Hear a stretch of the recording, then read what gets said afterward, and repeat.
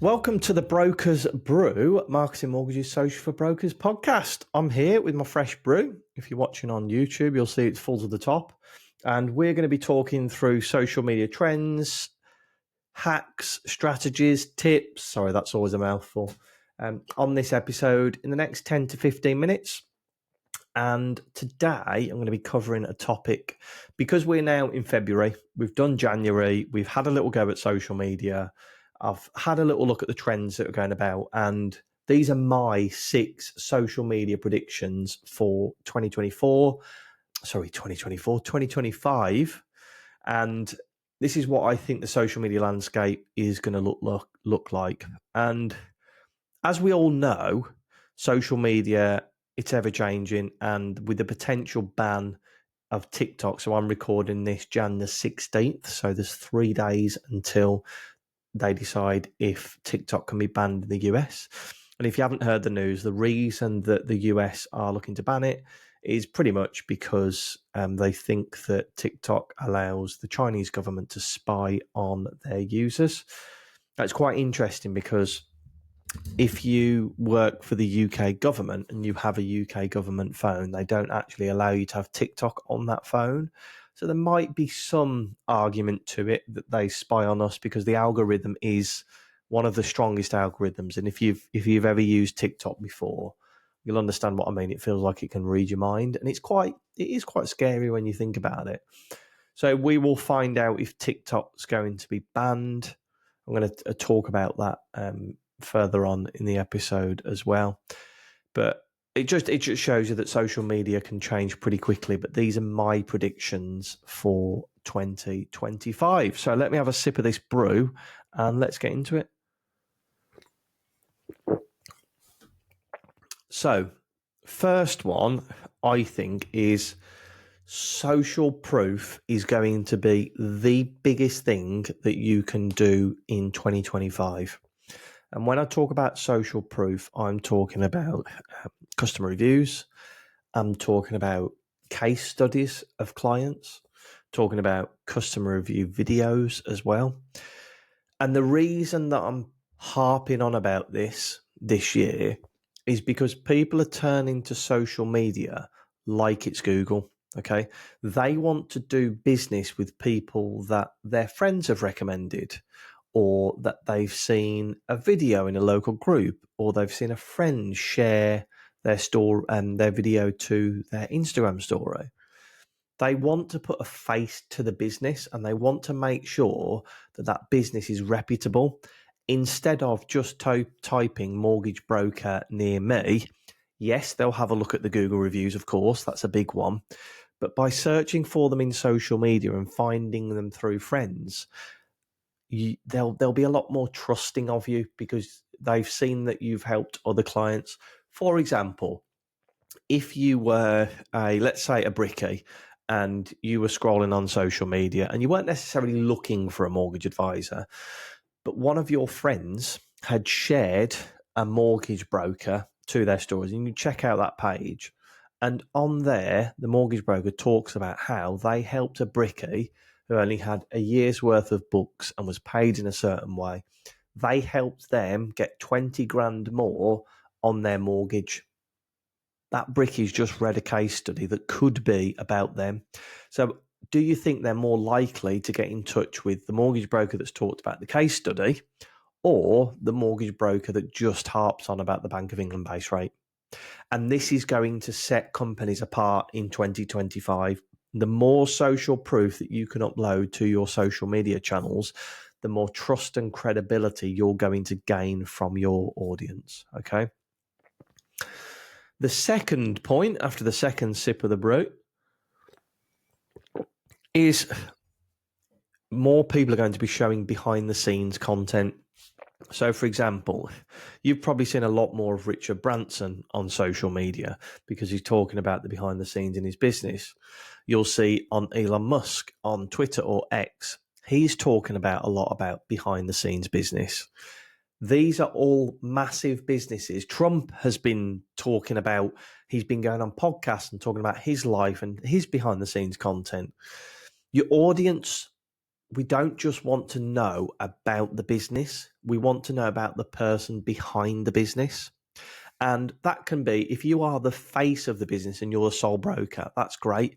But people want to see the other brokers that are in the business, the protection advisor, the admin, the Saturday receptionist that you've got. Showing the human side of your work and your business makes you more relatable and builds trust. And personally, I think the best place for this is in Instagram stories, because you can upload little snippets of the business and they can be unpolished, like unedited, and just raw videos or photos, doesn't have to be videos. And because they only last 24 hours, they're going to be gone in 24 hours. You don't even have to think that hard about them. But Instagram stories are a great way to show behind the scenes content. And if you listen to last week's episode, I gave away 7 ideas for Instagram stories, so a week's worth of ideas, but some more ideas for you. You can have a quick snap of you working on a client file and put the caption up, just helping our clients secure their dream home, or you could do like a day in the life video. I saw somebody on LinkedIn that had done a day in the life of them going to a Primus event, that kind of thing. Or you could do, sorry, I don't know what happened to my voice there, it broke. You could do like a quirky office tradition that you do, or a pet who helps you at work, or you making a brew. It will help your clients warm to you, not just as a business, but as the person as well. So when they pick up the phone to John Smith, they've seen 20 Instagram stories over the last 3 months. They'll find that conversation so much easier with the mortgage broker because they feel that they already know them.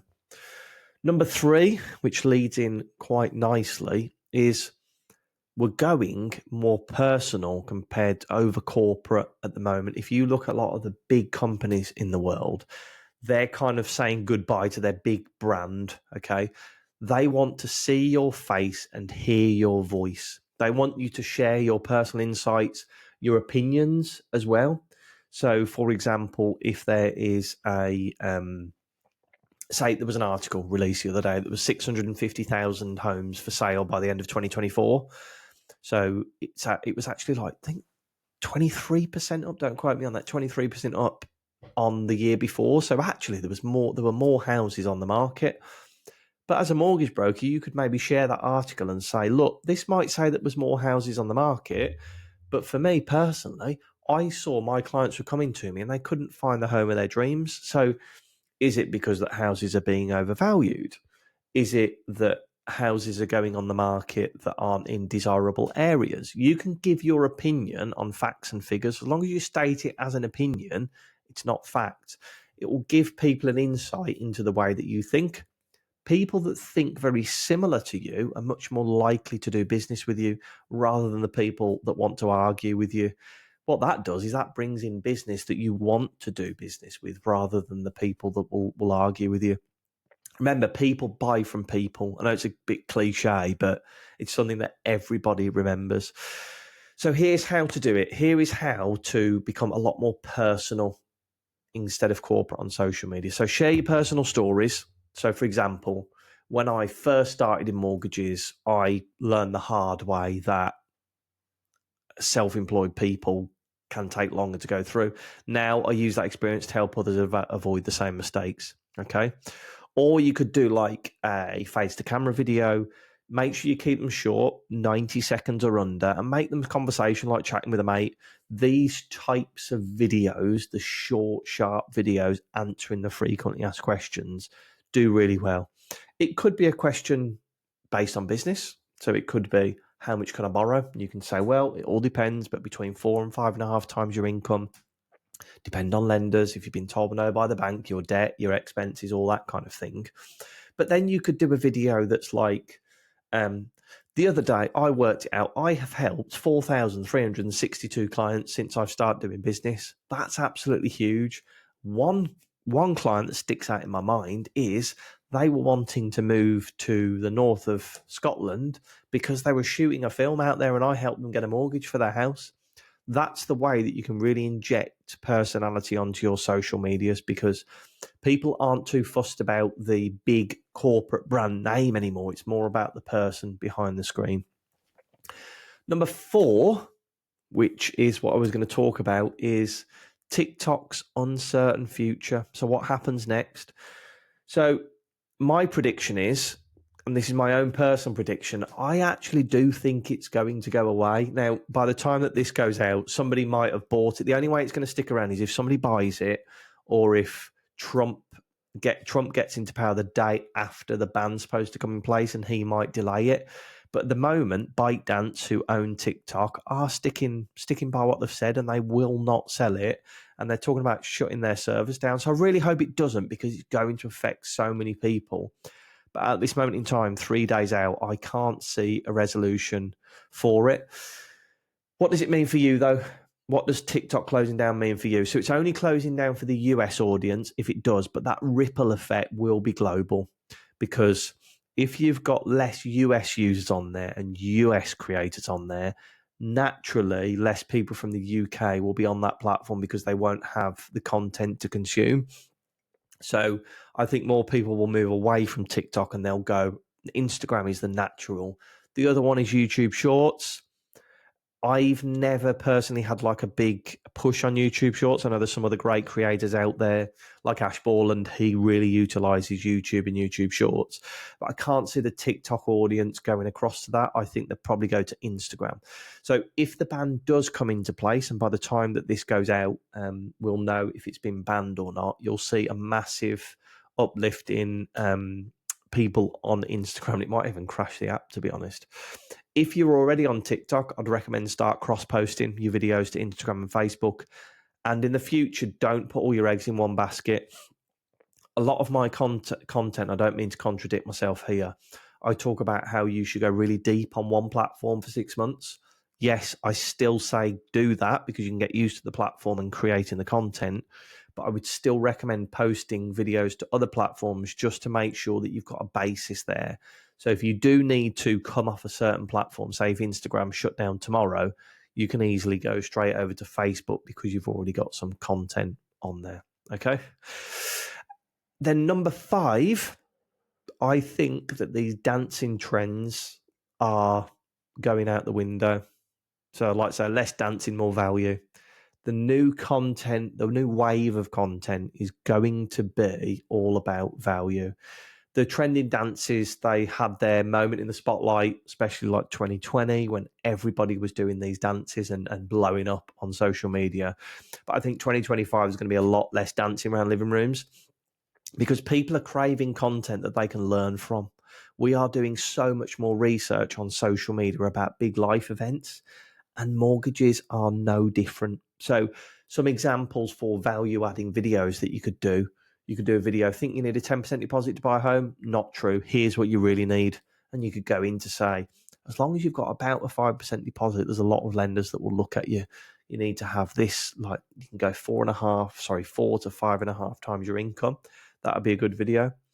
Second one, do an explainer video. So break down the complex topics like mortgage types, interest rates. Remember, what you know as mortgage brokers is a lot more than Joe Public. So you might say to me, Chris, everybody knows what a fixed rate mortgage is. They absolutely don't. There's a lot of people out there that don't know the difference between a fixed rate and a variable rate. And that's those type of videos that you want to do to explain it in layman's terms to your audience because it's value adding content to them.